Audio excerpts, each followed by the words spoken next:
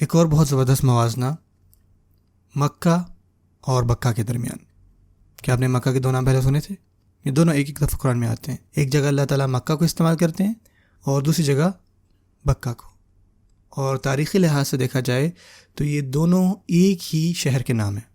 کچھ مفسروں نے کہا ہے کہ بکہ پہلا نام تھا اس کا، مکہ جو ہے وہ بعد میں پڑ گیا.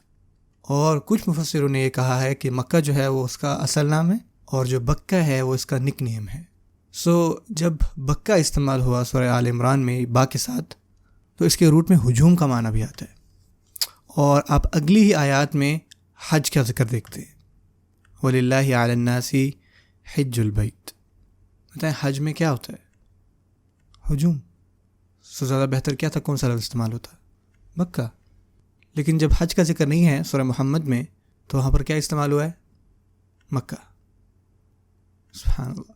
حتیٰ کہ یہ بھی اسمال ڈیٹیل، ہمارے لیے مکہ بکہ ایک ہی بات ہے، لیکن قرآن مجید میں جو لفظوں کی احتیاط برتی گئی ہے اس کا کوئی موازنہ نہیں ہے. ہم کبھی بھی اتنے پریسیجن کے ساتھ نہیں بول سکتے. ایک چیز ہم یہ بھی قرآن مجید سے سیکھتے ہیں کہ ہمیں اپنی زبانوں کے ساتھ بڑا کیئرفل ہونا چاہیے. سمجھ رہے ہیں؟